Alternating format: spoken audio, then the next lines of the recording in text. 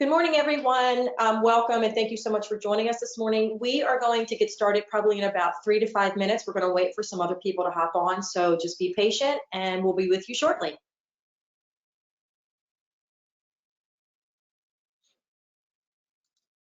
Good morning, everybody. Looking forward to talking today.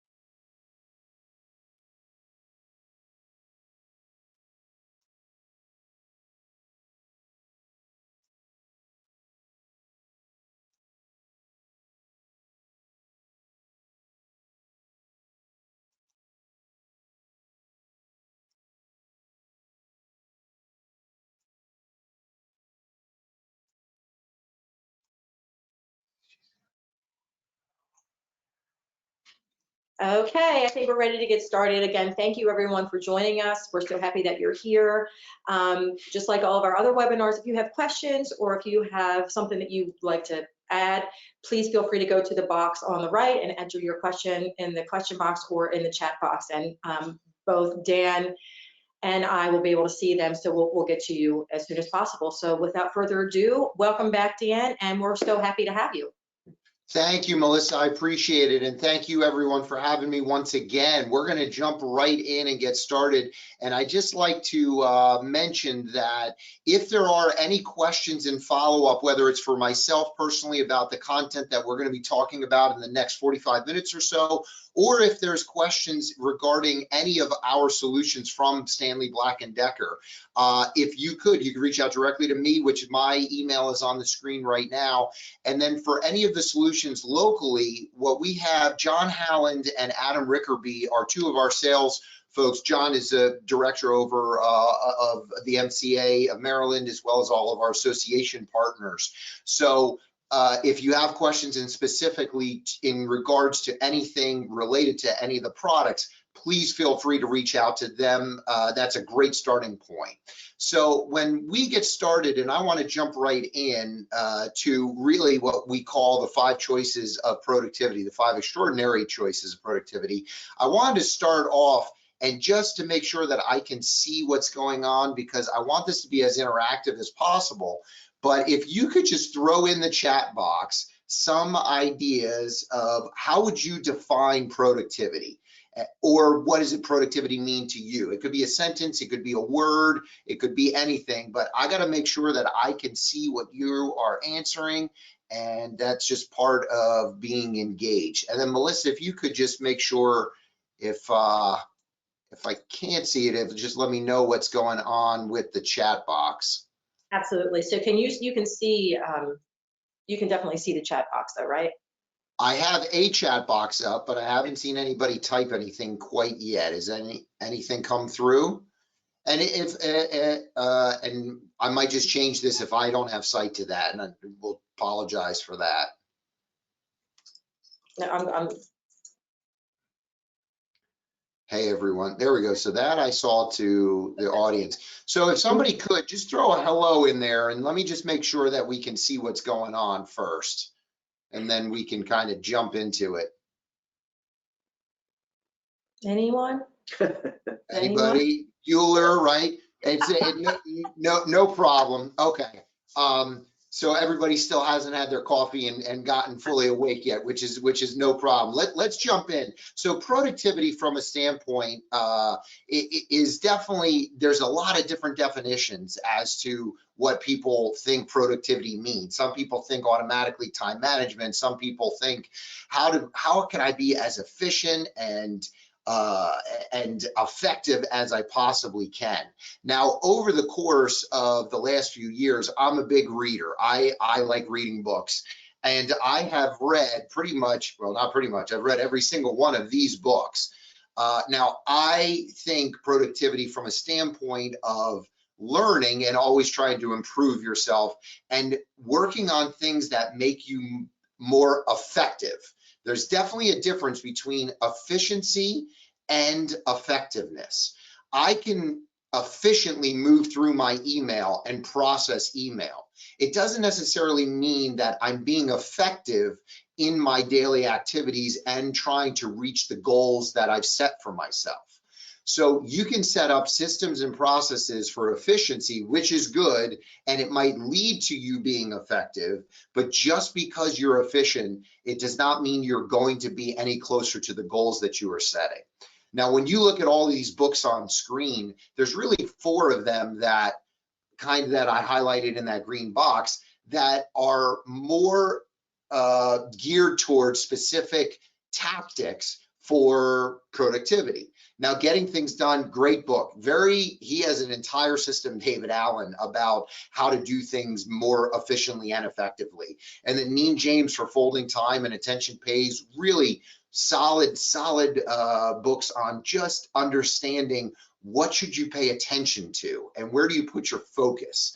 But the core elements of all of these books always goes back to Stephen Covey and the 7 Habits of Highly Effective People. That book was written decades ago, and they've had multiple iterations and editions of it, but his principles laid the groundwork for pretty much every other book on the screen and every other productivity person who has come along since then. So the key with the 7 Habits of Highly Effective People is he's turned that book into multiple programs. The program I'm going to talk about today is called the 5 Choices to Extraordinary Productivity. And there's a key element within that phrase that it's a choice. And we call it the 5 choices, not the 5 pillars or the 5 things or the 5, because you have to make a choice every day between doing one thing or the other in order to be productive. And it's really easy to get caught up in gravel. It's really easy to burn yourself out and sit in front of Zoom for 12 hours a day. It's really easy for you to not focus on your sleep or your exercise or eating. So these are choices that you have to make on a consistent basis that will ultimately lead you to extraordinary productivity. Now, I also like the paint card scenario in that picture there, because I think we've all at one point or another been standing in front of Home Depot or Lowe's, and you look at the giant wall or Sherwin-Williams, and you've got 200,000 different colors to choose from. On that card right there, I see blue, I see like maroon, and I see a little bit of green, right? Like I'm not, like it's pretty simple to me. But the key with that is if you pull a card out, there's 5 different colors, they all go together. So they all work within one zone, and the 5 choices are the same thing. You can use each individual choice and you're going to get better, but by making all 5 choices and they all work together, that's where you lead yourself to really extraordinary productivity. Now, the key with this is, and let's step just through these, is the first one is act on the important, don't react to the urgent. And we'll talk a good bit about that. The second is about your role and identity, going for extraordinary and not settling for just the ordinary. The third is going to be where we spend the bulk of our time, because scheduling the big rocks and understanding what's important versus unimportant is the key to getting onto the right path to lead you down to the productivity that you want. And then ruling your technology and using the tools that are available to you to be more productive, as well as the everyday activities within your life to fuel your fire and really reinvigorate yourself and your energy so that you can maintain and make all the good decisions you need to make. Now, within these 5 steps, there's really kind of 3 buckets. The first bucket is those 2 first steps where you have to make high value decisions. Then you need to put your focus and attention on those decisions that you've made, and you must maintain your energy throughout the whole thing in order to become more productive and make good decisions, right? So what we're going to walk through, I'm going to spend a good bit of time on 1 and 3. The second step, and just to make everyone aware, this program is typically a day-long training program that we teach at Stanley Black & Decker University, and I've squashed it down to what we call a lunch and learn, a 45-minute session or so. Now, the second step is an important step, but I think it ties beautifully into a book that I've been doing another session on called Atomic Habits.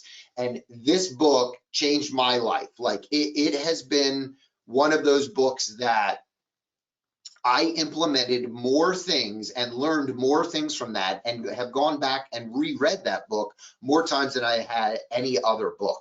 Now, in fact, I haven't shared this before, but Chuck just asked me to also share, is that I'm an adjunct professor for the University of Delaware. I teach a sales practicum course, one course, fall, spring. We're just wrapping up. And I have actually implemented this book into my 14-week curriculum to teach the students to try and get the younger generation on a good habit and teaching them habits early on. If I had this book in college, holy cow, I think I would have been a totally different person, because that's how, I can't say enough good things about that book. So my suggestion is this: go buy that book, read it over the course of the next month or 2. And then I just spoke to Melissa and Chuck, and they invited me back very kindly to come back into the summer time frame, whenever this next Tuesday talk would be. And I'll teach all about Atomic Habits. I have another session where we can break that down, and I can give you kind of the tips and tricks of how to really work Atomic Habits into your life. So with that, we're going to jump right into acting on the important and don't reacting to the urgent.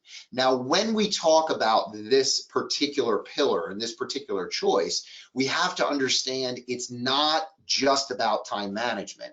It's all about making high value decisions and then understanding where to focus your attention. And at the very base, and I think these are reversed, honestly, I think you need to maintain your energy and put your focus and your energy into all of the things that keep you healthy. So I am a big believer in sleep. Sleep is my lead domino, is what I like to say, because if I don't get enough sleep, then I wake up the next morning and I'm groggy and I really have trouble getting going. And then I probably make a bad choice for food. And then if I'm not eating, then my energy level falls in the middle of the day. And if I'm not doing that, then I'm not making good decisions later on, right? And it just kind of cascades down. Now, if I get good sleep, I can wake up energized, ready to go. And I prioritize sleep, as I'm going to show you later on. Like it's something that I've built into my lifestyle because I think it's that important for the rest of everything. Now, I didn't recognize this for years and years. And then when I started to prioritize it, that's when I started to really feel like, oh man, projects are getting done quicker. I'm having better communication. I'm understanding my team better. I'm also understanding it and feeling like I'm having better interactions and building my relationships. So it really is an important aspect. I think one of the most important aspects in prioritizing health, eating, exercise, food, and renewal, right? So we'll beat that up. So over the course of the last 15 years, Franklin Covey has actually done a survey, and they've asked the people, I think 350,000 people over 15 years. They asked them what percentage of their attention, energy, and time were spent on the things that they deemed important, right? So in the chat box, if you could, just throw in there, what do you think is that percentage split? Is it 75, 25, 50, 50, 40, 60, whatever it is? So I'll give you a second. I'm going to grab a drink, throw some numbers in, and then I'll share the results of it.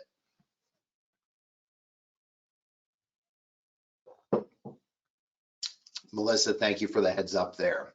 I cannot, so I can't see anything coming in. So now that and you're throwing it around, what Franklin Covey actually understood and what they received back was that 60% of the time was only what people working on important versus 40% of the time unimportant. Now, at first glance, you think, okay, good, it's at least more important versus unimportant, right? But when you really think of it, and let's put it into terms of you're an owner of a company and you've got workers with that company, and let's say you had outside sales reps, and those outside sales reps were working on important things. That's 10% important. Steve says 90% work on crap, 10% important, which Steve, I completely feel you. Jeff says 25%. Yes, I totally understand. And that's exactly right. We tend to focus our energy on the unimportant stuff, which is terrible, because if you think about it, just in terms of what they found and the general population, was that if I had outside sales reps and they were working on things that were important to them 60% of the time, that means 3 days a week they're calling on customers doing stuff that's going to drive revenue. And then 2 days a week, they're not doing those things. So that is kind of a scary thought when you really think about it, when you break it down to days, right? So now the goal is to never work 100% on important and 0% on unimportant. Unfortunately, there's too much stuff going on, and there are unimportant things that happen in our lives that are urgent and have to be taken care of. So you want to get the balance where you're definitely working on more of the important stuff. But the key here is, what if you could move from 60 to 75%? What if you can move from 60 to 80%, where it's 80-20? Now, I think an 80-20 split is very realistic in our world, because we still have to answer email. We still have to do laundry. We still have to cut the grass. We still have to do all the things that, okay, these are things that have to get done, but would you consider them important in your life goals of, retiring in the next 10 years or whatever it might be? Well, no, right? So there's an element of important versus unimportant, but there's also an element of urgent versus non-urgent. And that kind of, excuse me, that leads us really to what, let me jump back, I lost my part. What really that Stephen Covey originated was the original quadrants. And when you think of it, it's a scale. And on the left side, it's not important at the bottom up to important at the top. And at the bottom across the other axis is urgent versus not urgent. And when you break it out into 4 different quadrants, Stephen Covey says when you are spending time and energy in quadrant 4, where you are doing things that are both not important as well as not urgent, this is time wasted. you're not getting any return on your investment. And think about scrolling through social media on Instagram, right? There's a statistic that they just recently released that the average American spends 2 hours and 12 minutes on social media every single day. Now, when you hear that, you're like, wow, that kind of seems like a lot, because 10% of your day, not including sleep, just by the way. But when you extrapolate that out, it's 600 hours per year. What do you think you could do with 600 hours per year? You could learn how to speak another language. You can go golfing a lot more. You can spend a whole hell of a lot more time with your family. So there are things that when you really look at it, social media is an attention grab. And in my personal opinion, a lot of wasted time goes to social media. Now, when you're in the Q3, the quadrant in the bottom left, these are things that are urgent, but really not important. So the time and energy you're putting in, you're getting some return from it, but it's not of an equal value. Now, when you get up into Q1, this is the quadrant of necessity. Unfortunately, we have things that occur every day in our lives that are both urgent and important. So if a customer calls you, you have to call them back, right? And you have to call them back with speed, because there are competitors, there's everything else that's going on in the world. And if you have to build or work on a job, you need to be responsive to the needs of your customer. So this is really where your time and energy, you get an equal value for the return that you're receiving. And these are things they have to get done, right? So this is where what we try and do is we try and eliminate as much of the Q4 activities, that fourth quadrant, and make that disappear. And then in Q1 and Q3, you're trying to minimize it as much as possible. Now, this all leads to us going to Q2, and the quadrant 2 is all about the extraordinary productivity, where you invest time and energy and you get an outsized return. Now, when you break it down and start looking at some of the things that occur within each of those quadrants, in the Q2 extraordinary productivity bucket, this is high impact goals, creative thinking, planning, strategically looking at your business and understanding, how can I grow within the next year, not within the next 2 weeks, but what are the steps and processes I need to put into place so that I can put the right people into place to make the right decisions to lead me to the long-term goals that I want to drive. So relationship building, learning and development, trying to understand something new. Those are all where the time you invest into those activities is more about getting a larger return on your investment. Now, the necessity, these are the emergency meetings. I like to call them fire drills. They pop up. Your manager calls you, says, hey, drop everything you're doing. I need you to run across town and get this to this person. Or in my world, it is, Dan, we need a numbers update of how many people you've trained year to date. And can you get it to me by 4 o'clock? Sure, let me pull those things together, right? So these are all of those last minute deadlines, pressing problems, the last minute meetings that occur.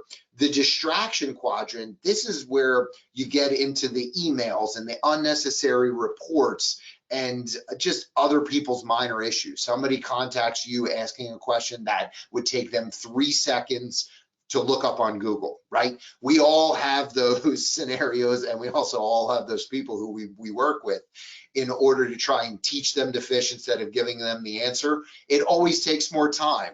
And unfortunately, that time you're not getting a big investment in. So these are the things that occur: emails, phone calls, status posts, all that stuff.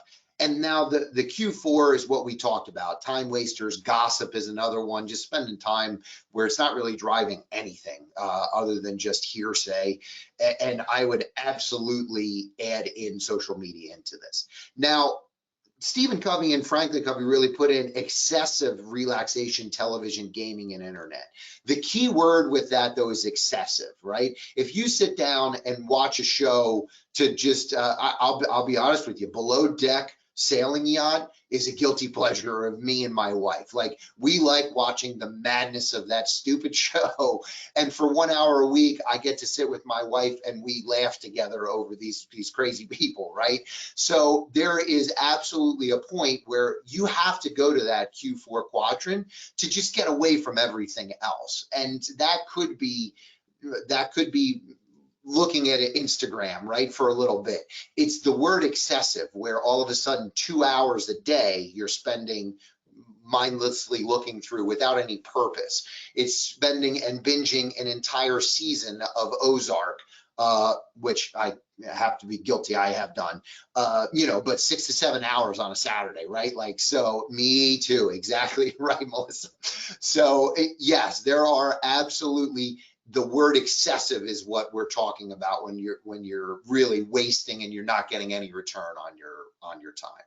So what I'd like to do is this. I want everybody to pull out 2 sheets of paper. You can do it on 1 sheet of paper, but we're going to do a small exercise. And this is not something that you're going to do every day, but this is where, if I start to feel overwhelmed and I start to feel like I've lost my way a little bit and I've got too many things coming at me, this is exactly what I do to get the ship back in the right lane, right?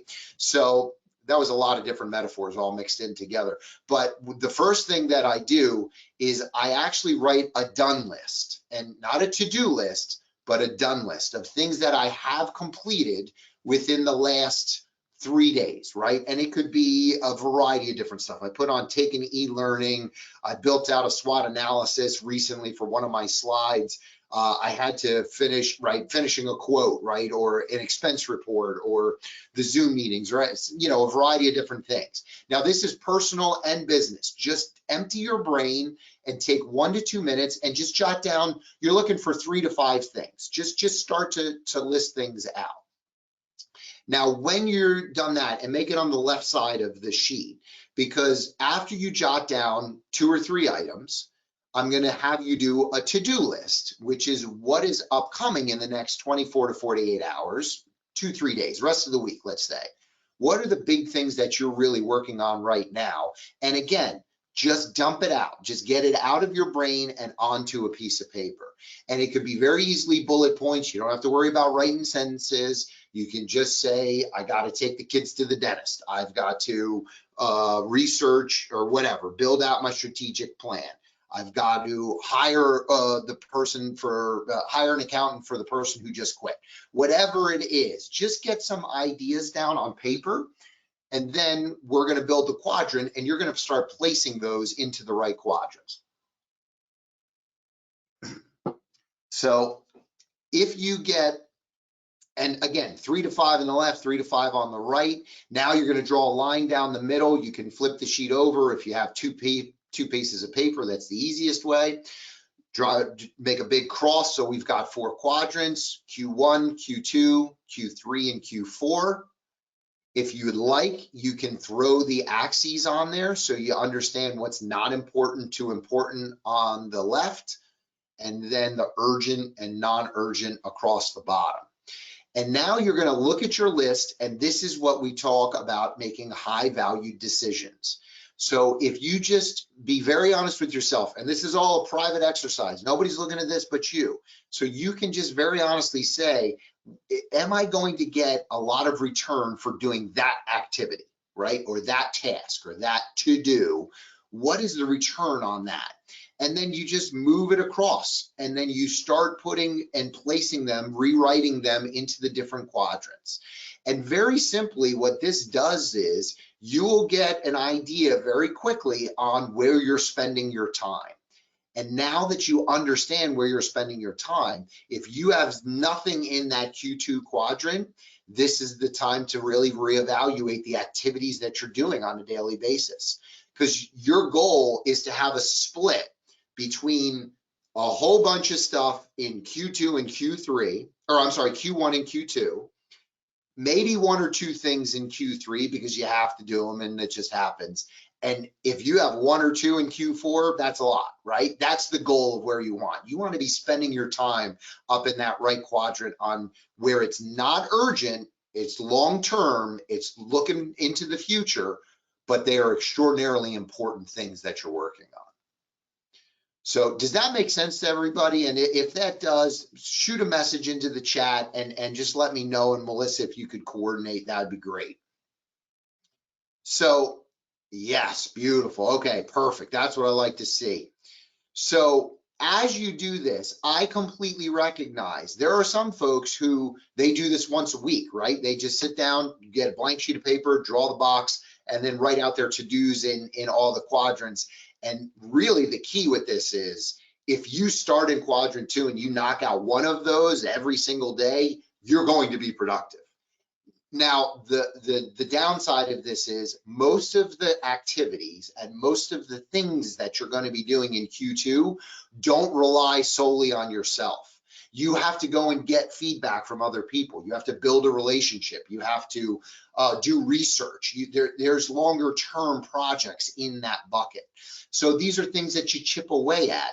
But we're going to talk about how do you schedule those, and then how do you break it down so you put it into your calendar so you're making progress every single day or every few days on those big Q2 activities.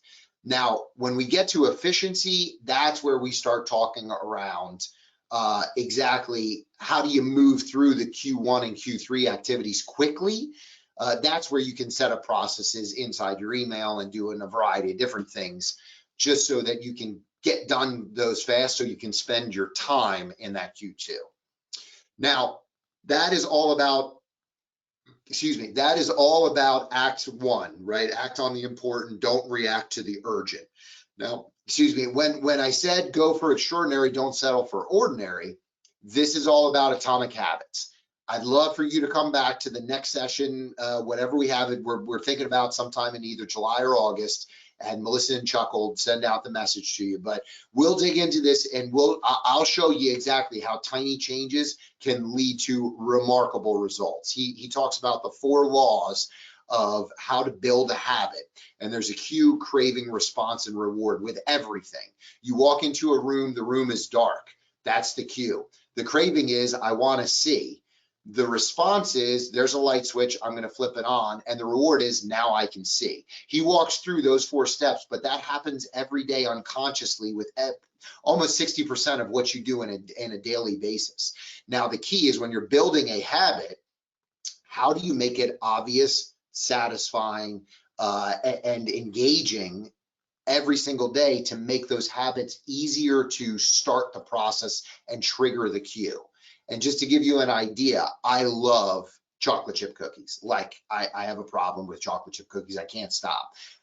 The best way to make it easy for me not to eat chocolate chip cookies is obviously don't buy them. That is not going to happen. I have 2 young boys in the house and I love them. So we're always going to have chocolate chip cookies in the house. But what you can do is make it harder for me to get to them. So I put my chocolate chip cookies on the top shelf in one of the cabinets in the kitchen where I have to get the step stool out to reach it. Now, if I walk into the pantry and I open the pantry doors and there's a bag of chocolate chip cookies in there, I'm going to eat one. Like I don't have a lot of self-control when it comes to chocolate chip cookies. But if I have to physically pull the step stool out, get up to the top, reach it up, open it, right?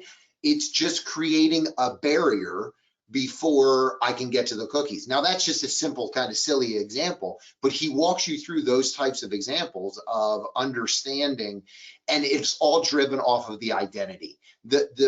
It's not that I want to eat less cookies. It's that I want to become a healthy person. And the identity of being a healthy person, what does a healthy person do?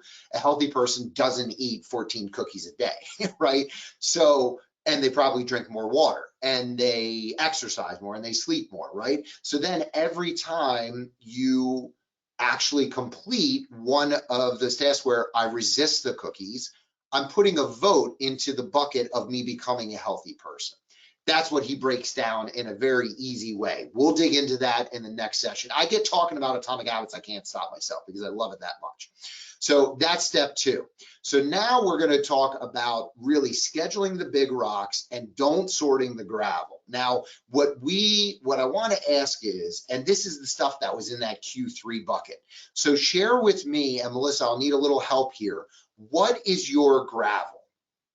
and just throw some of those ideas into the chat box of just one or two of them. And very typically, unnecessary and an abundance of email is almost always in there. Then there's things like I mentioned, laundry and making the bed and chores and washing dishes and cutting the grass and returning, going to meetings where we spend meetings talking about meetings. Let's get together and discuss when we're going to get together again, right? Like that drives me nuts. We don't do that as often anymore, but it still does happen. So from a Gravel perspective, and I'm going to stop sharing my screen because I want to show you all something that, okay. So now what I'm going to do is, if you really look at it and this is your life, imagine that the empty bowl is your life. And now we're going to talk about some of the Gravel that we just discussed. Email, right? So let's put a little, there's email. There's laundry.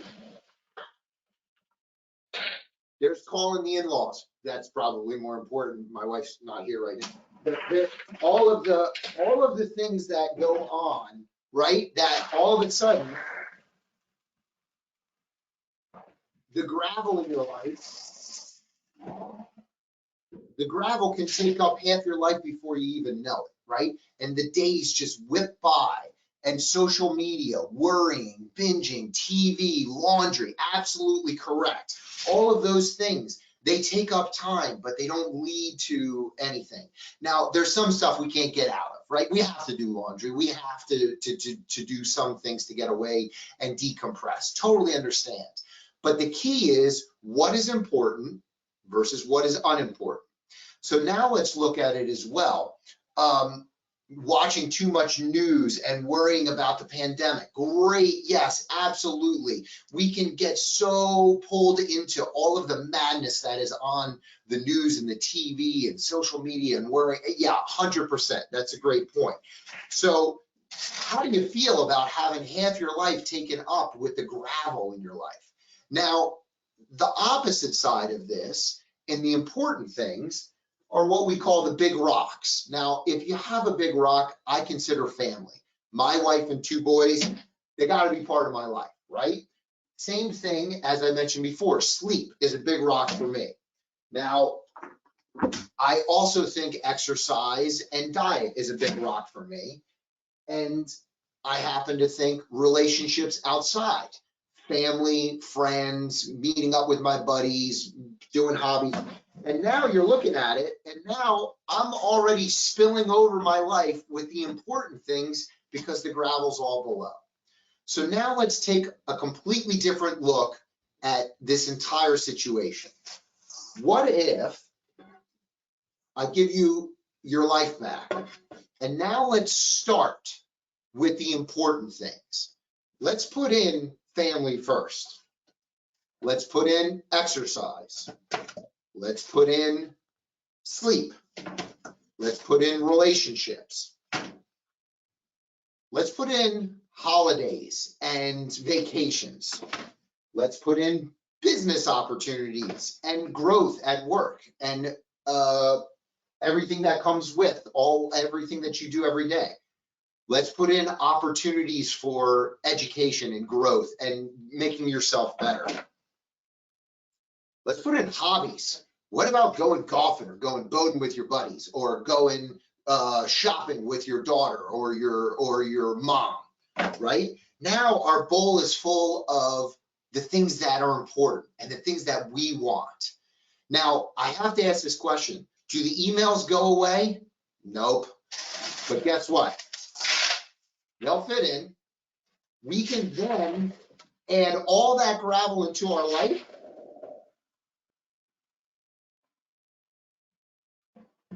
And now I'm still fine. And all the Gravel is going to fit into the nooks and crannies of your life. You can't get rid of it all. But if you focus on what's important first and you schedule those, everything else will just take its place.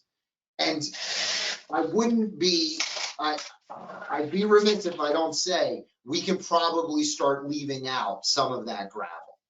Because as you understood, anything you put into that Q4 and Q3 bucket, you can then evaluate and say, is this leading me to the goals that I want to get to in life, right? But we always, always, always want to start, most importantly, with the things that are important. So now there is one other element to this entire thing. And the easiest way that I can say this is that there is always, as you can tell, there's always room for beer. Absolutely always room for beer. Oh, that's good. Okay. It's a little early, but it's still good. So, yes. So, folks, what I want you to do now is put into the chat box, and let me share my screen again. Let's see if we can jump back in and put back into what is your biggest rock. So that's the thing that I want us to focus on moving forward right now, is that whatever you put into there, we have to find time on your calendar to schedule that, because what gets scheduled gets done. So as you're writing that into the chat box, could be family, could be exercise, could be sleep, it could be relationships, it could be work, it could be a variety of different things, vacations. The big rocks are what's important to schedule, because you're going to get those meetings, you're going to get those emails. You have to make a decision on what you do for news, right? That is one legitimate thing, and worrying. It's hard to pull yourself away from that, because the whole system is designed to keep it in front of you all the time, every single day. So just to give you an idea though, and this was from last week, I built these slides a week ago, but mom and dad brunch, we all got vaccinated and we're finally able to get together, and my parents wanted us, the whole family, to get together. I was able, and it was fantastic. This was last Sunday. It was so good to get back in person with everybody. And we feel more safe and feel better. Chuck says family, exercise, family, exactly. Those are great. And that's exactly what the big rocks should be. But you have to put the big rocks into your calendar. As you see here, I swim. I enjoy swimming as part of the exercise. And now that the weather's turning outside, it's easier for me to get out and swim. I put it in my calendar every morning to try. I'm getting back into the habit a little bit. I haven't been able to get every single day, but I do get 3-4 days a week. I'll jump into the pool and swim a bunch of laps. I also, as you can see, organizing blocks. I put personal blocks of time. Every Wednesday, my boys are, I have a 10 and a 12-year-old, and my 10-year-old has asynchronous activities on Wednesday. And in the afternoons, we always there's a new show on Disney Plus for Star Wars. We're big Star Wars people. And then playing soccer. So like every Wednesday, we look forward to spending the whole afternoon together with Legos or whatever. So I've got a block for that. And then personal blocks, I've got focus time in here. So just kind of a peek. I put time into my calendar surrounding the big rocks of my life, and then just let all of the other junk fill in all the other spots, because it does. And it will, whether you do this or not. And if you don't put time on your calendar, your entire days will fill up with the junk. Absolutely, it will happen. So the other piece that I had mentioned before is prioritizing what's important to you. So that is the other piece of this, that you have to make decisions as to what's important. I prioritize sleep. And as you can see here, my goal is to go to bed 10:05, and I usually get up around 6. This is closer to 10:30, 11, and get up at 5:30 like it typically is. And for those of you with kids, bedtime's at 9, and I'm fighting with them at 10:15 to shut off the lights. So it always seems to be pushed back a little bit, but I do my very best for shooting for the goal, 10 o'clock. The other thing that I do, there's a wind down button right on your phone that I use, where I set my alarm when I go to bed. So I have an alarm that goes off at 9:15 that says, Dan, you got to start winding down. And that's where I stop doing everything. Now, if I'm in the middle of a show with my wife, obviously we finish the show, but then I start going upstairs, I start reading, I start just kind of decompressing so I can fall asleep. because if I prioritize sleep, everything else kind of takes care of itself. That's me. I just know that if I get my 6, 7, 8 hours, if I can get 8 hours, I'm golden the next day. I wake up, I make good decisions for breakfast, I eat right, I usually go swimming, I get the blood flowing early, and then the rest of the day just kind of takes care of itself. If you can win the morning, you win the day. So I prioritize sleep because I know that's, as I said, the lead domino. The other thing that's really been helpful for me just to share is that I've been meditating, and meditating can take a variety of different forms. You can do it for 2 minutes, and it doesn't have to be just sitting alone by yourself. Headspace is a fantastic app, and even the free version, I have the paid version, but the free version is great, where they walk you through and teach you how to do it. And it's very simple. I'm on a pretty good streak right now. I've been doing it for almost 2 full years, every single day, haven't missed. And I've just built it into part of my day, and it helps me kind of just forget. And Chuck, just what, like all of the crazy, YouTube has definitely some meditation options, 100%. It's getting bigger, and Headspace is now on Netflix. They have these wind down sleep casts. It's having a moment right now, and I'm really happy to see that, because it doesn't have to be what you automatically think about meditation, where I'm sitting cross-legged on the floor and sitting there for 30 minutes, not thinking about anything. That's not what it is. It's just being mindful, and it's recognizing and being aware of your thoughts. That's all it is. And what it really has benefited me is it gives me more space to make decisions. I know it sounds a little weird, but when I have a difficult decision to make, I'm able to think about that decision more clearly. And I contributed 100% to meditation, because there's been times over the past few years where I have not meditated, and all of a sudden things start unraveling, and I start becoming more impulsive and making poor decisions. So these are just 2 things that have worked for me. Now, I mentioned it before, what gets scheduled gets done. This is what's important about, excuse me, putting those big rocks into your calendar, so you know what you're doing every single day on your journey of becoming more productive. Now, that is all about scheduling big rocks. As we move into Rule Your Technology and start wrapping this whole thing up, ruling your technology, there are so many tools out there. It's completely overwhelming. If you type into the App Store on your phone, productivity, you're going to get 500 different apps that you can use. I've tried probably 20 or 30 different things, and they're all good, and they help you for a while. Nothing has been more productive in my life than the good old to-do lists, right? So one thing that I did learn, and this was part of GTD, getting things done, as well as a little bit of Tim Ferriss, a little bit of Simon Sinek, a little bit of Stephen Covey, is I've created 2 lists in my reminders app, which is, everybody has a reminders app or a to-do app somewhere on your phone. And I have a get off my mind list, and then I have a today's top list. And so the get off my mind is if I'm walking around the house or doing something at work, and I'm like, oh shoot, I forgot to pick up the fertilizer for the yard. I will pull out my phone and just jot that down. Just get it off your mind, because your brain is not made for holding ideas. Your brain has evolved over millions of years to create ideas. It is really good at idea creation. It's not so good at idea holding. So you have to create in your mind when you're thinking about things, get it down on paper, because you're going to forget it. Chances are good you're going to forget it. So you can see my list is just, it's literally just a random bunch of thoughts. Fertilizer, an ecom outline, finish the presentation, my medical binder I've been trying to organize, call people, right? It's just a whole mishmash of stuff. But now I don't have to think about it because it's down. Now I take that list and I look at today's list for my top 5 things. And I start transferring those items of, these are the big rocks that I have to do today.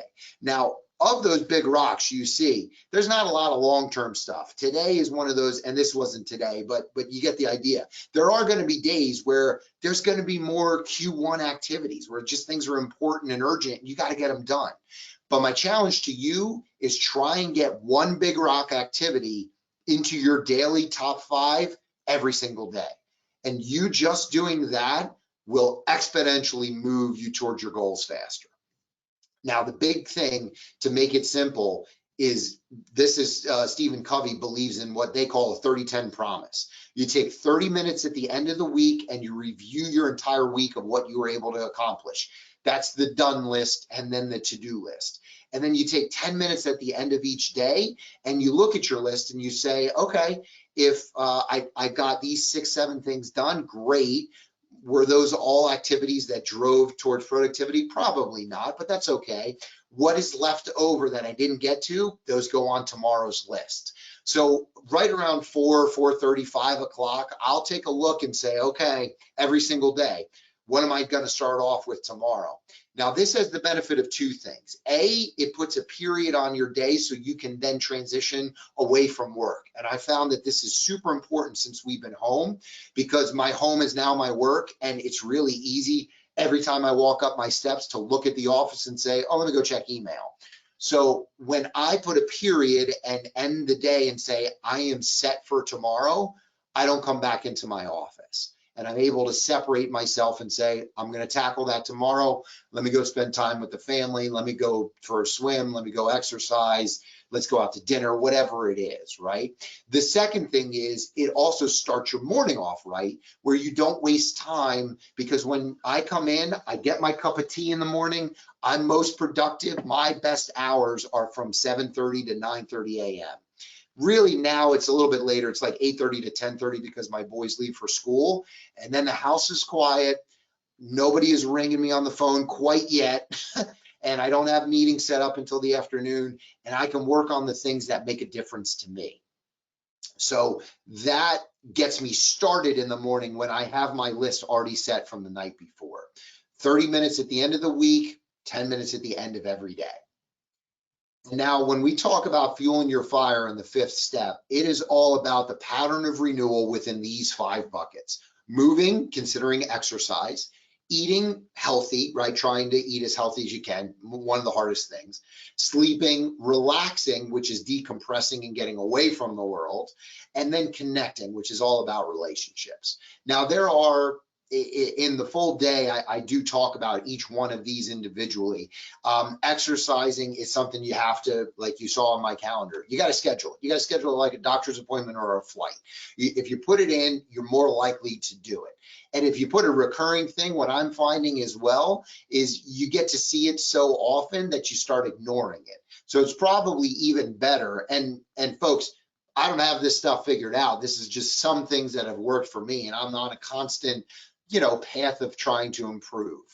So you're probably better looking at that week when you're doing your 30 minutes at the end of the week and then planning it out. Okay, I want to swim 3 times next week. I feel like if I swim on Mondays, Tuesdays, and Thursdays, that fits within the schedule and I can do it. And then put those in for those times. You're more likely to actually go and meet that particular goal if you actually put a specific time and date and place in. Now, eating, my wife is a dietitian. She works at a hospital more on the clinical side, but she just always yells at me because I'm talking about diets, and I'd see, hey, what about keto? And what about all this? And she's just constantly, she's like, Dan, you're an idiot. Just eat less than, you have to take less calories in than you're burning. So if you figure out how much you're burning, just eat less and you're going to lose weight.